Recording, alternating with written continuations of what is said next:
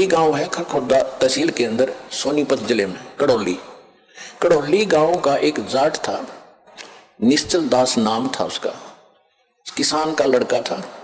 उसने जब वो समझन जोगा हुआ 10-12 वर्ष का, तो उसके मन में प्रेरणा हुई कि भी हमारे जितने भी सदग्रंथ, वेद, गीता, पुराण जो भी हैं, ये सारे संस्कृत भाषा में हैं और मैं संस्कृत भाषा पढ़ूं।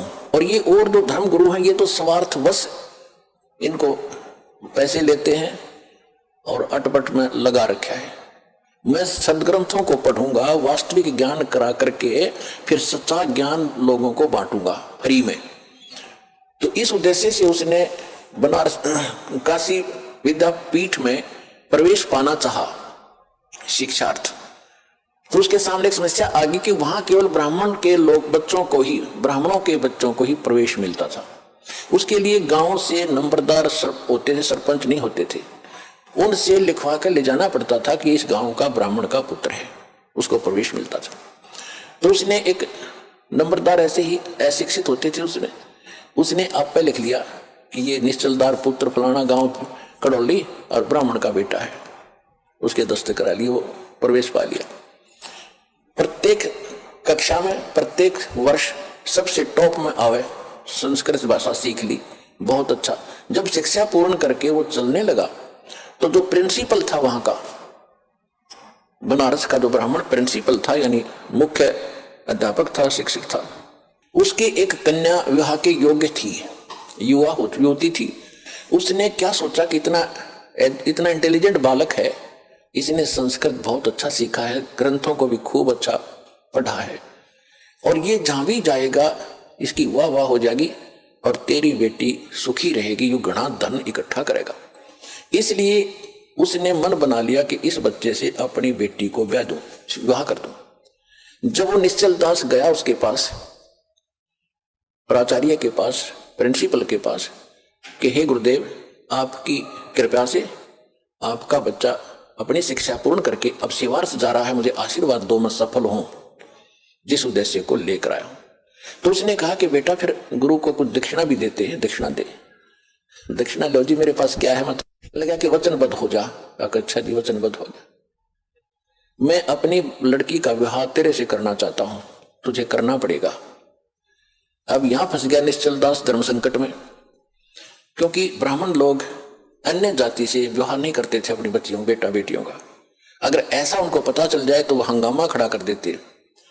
तो उसने सोचा कि घर अगर ऐसा हो गया तो गांव में ही विरोध होगा, फिर ये पूरा ग्रुप मेरा विरोध करेगा और बात बिगड़ जाएगी, और मैं ग्रस्त आश्रम अपनाना नहीं चाहता।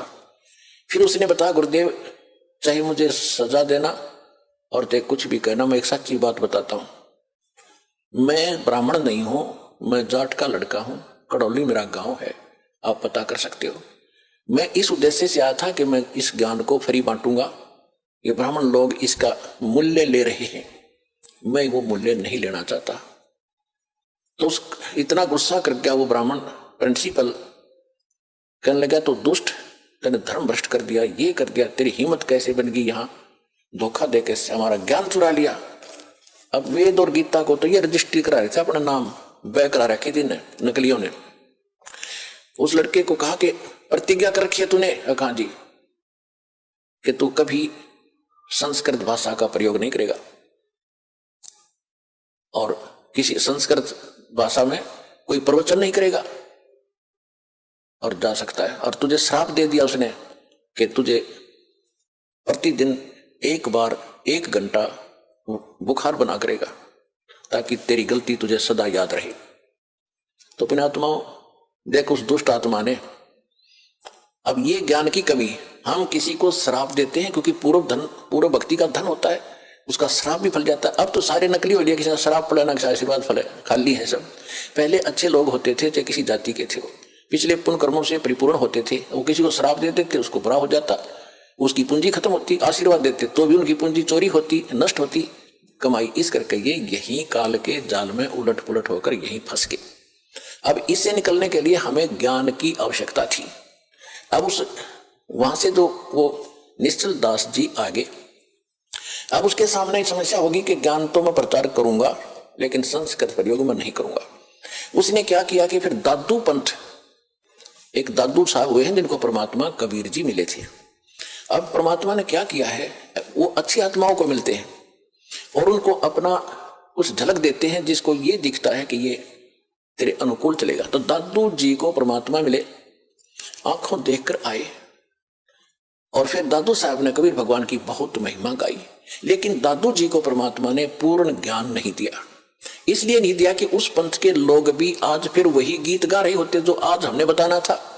लेकिन ये जरूर पक्का करवा दिया कि जो काशी में जो धानक थे वो परमात्मा है, जो बनारस में आए हुए थे वो मेरे सतगुरु वही है। जिन मुझको निज नाम दिया सोए सतगुरु हमारे, दादू दूसरा कोई नहीं ये कबीर सिरजनहारे। उन्होंने एफिडेविट दे दिए, विटनेस बन गए कबीर भगवान के।